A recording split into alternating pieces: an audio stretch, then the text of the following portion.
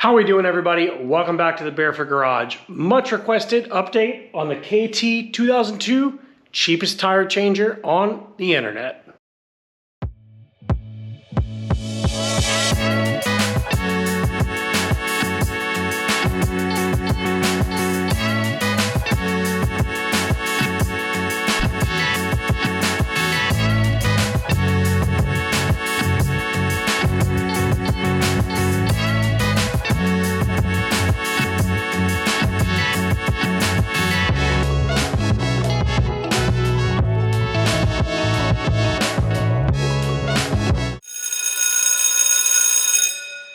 All right, I got my budget tire changer here. I have been practicing a little bit, doing a couple of different tires, and I've got a couple of updates for you. So 3 modifications that I think you need to do to it, and I feel full length real-time video of me changing one of these tires. Those are the things people requested, so here is an update on the tire machine.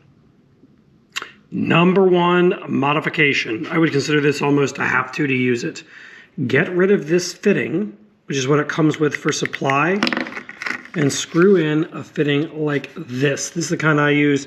It's just 1/4 inch pipe thread. Use some good sealant. I use the brush-on Teflon. It works great. And you can see it makes the connection for your air hose much, much easier.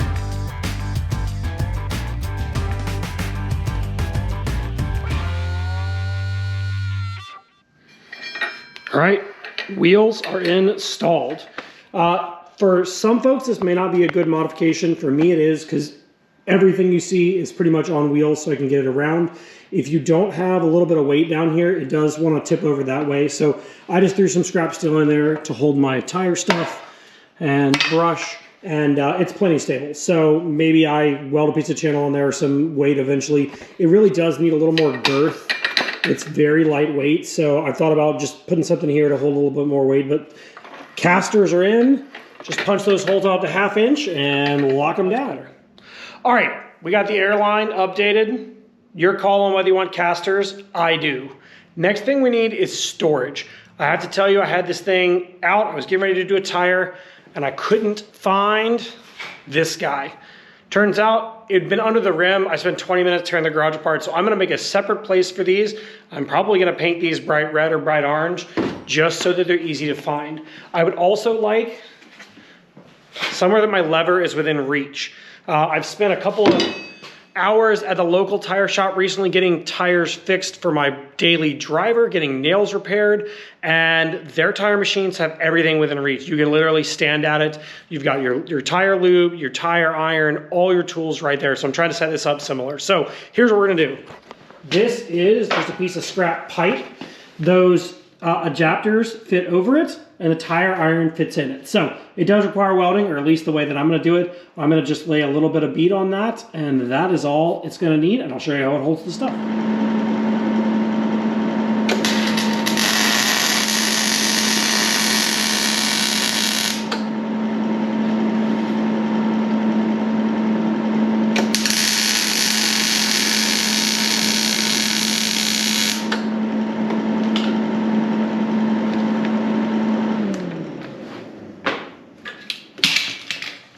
And that's it. You could do this in a lot of different ways. I have a welder, and I like to weld. So now that this is attached, I'll show you guys. Look how easy that is. I can take my adapters, adapter number 1, adapter number 2, top, and best part, tire iron. Storage for all your accessories. This one is a repair modification combo. If you look at this arm, it's a little bent. The very first time I did a tire, I didn't have any tire lubricant. I had never done it before, and I tweaked this a little bit. So the mod is to get this nice and straight. This is 1/4 inch plate. I just cut the corner off it. I'm gonna weld this in here. I have checked the clearance. It's not gonna hit anything. It will guarantee that this stays nice and strong and that this is not bent down. So I'm gonna put it in here, clamp it, and burn it in. All right, after much fixturing, I got this the way I want it. Take my little brace. We're gonna burn that thing right in there. you don't have a welder, you couldn't do this part, but hopefully I've saved you that step by not bending yours in the first place. Here we go.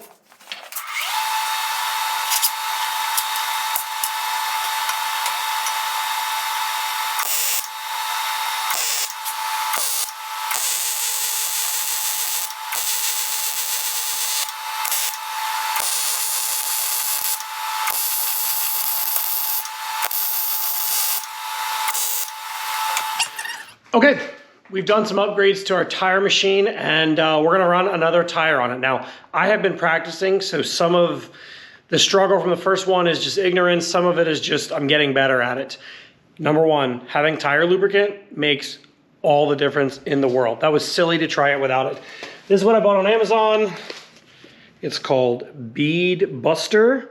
I just picked one. It's been great. Get a little brush to put that on. I am going to run the camera at real-time speed, and I will also run a timer. The tires we're putting on are these ATV tires. Right now, that's pretty much all we're doing. There's a little shot of the tracker we're working on here. 29-inch ATV tires are going on that. So somebody did ask about low-profile tires. Sorry, you got to go somewhere else. This is off-road trailers, stuff like that. I don't have 20s on anything, so if I ever do a really low-profile tire, something is going on. So without further ado, I'm gonna turn the camera on, I'm gonna start the timer, and we are going to take a passenger tire off the rim and mount the ATV tire. So here we go.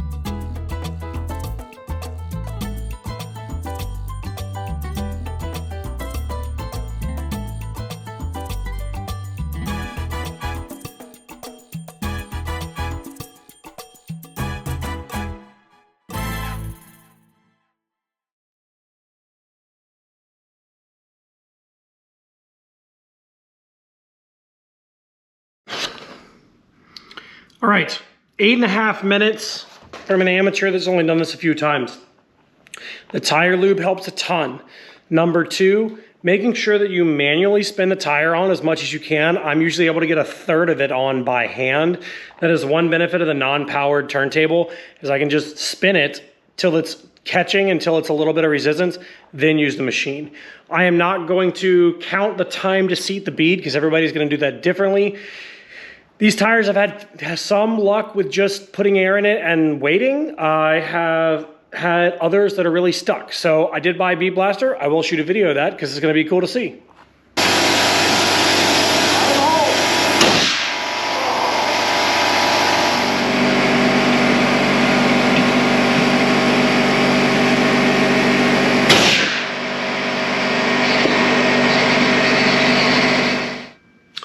One other thing I want to throw in there is practice. Practicing on the tire machine will make this easier and make this better. There's a little bit of intricacies to getting the turntable to move slowly, kind of back and forth with that rod. That's really important. Not a modification, but a must is you got to get some tire lubricant. That was a waste of time to not have that the first time, and it makes a big difference. Third thing is have enough air. I technically don't really have enough air. My big compressor is down, so I'm using this tiny little pancake, 6-gallon pancake, 2.5 CFM and 150 PSI. So I basically have to run that thing wide open for the tire machine to work. With the bead breaker, it needs more air. I can tell for sure. With the turntable, it doesn't really seem to struggle with that. So air, practice, lube. And there you go. Modification to the tire machine. Somewhere to hold your stuff. A way to roll it around. Not for everybody, but it is for me. And a gusset in this bracket here or in that arm. Things to make the tire machine a little bit easier to use. Cost me, maybe 30 bucks for the wheels. The steel is all just scrap I had around the shop. So get out there, try one of these out. If you're using this tire machine, let me know what you're doing with it or what problems you have with it. I know a lot of people want to see the motor eyes of the turntable. I'm still working on that. I think that would be really helpful. I'm not a professional tire shop. I do a few tires every now and then, trailers, Gambler 500 stuff. I'm not putting on low profile tires. I'm not putting on really nice rims. If I'm doing something on here that worried about getting scratched, you probably should have gone to a tire shop. This is really saving me mounting used and junk tires for stuff that we do around the garage here. So things like our tracker project, trailers, our bugs for the Gambler, things like that. So as always, you can stay tuned to the Barefoot Garage right here on YouTube. Drop a comment. It's just me. I do the videos, I film them, I edit them, I upload them. I reply to all the comments. So if you have a question or something you're working on with your tire machine or a link to something that you see in the shop here, ask. I do my best to get back to all the comments, and hopefully you guys will be back for the next Barefoot Garage video. See ya.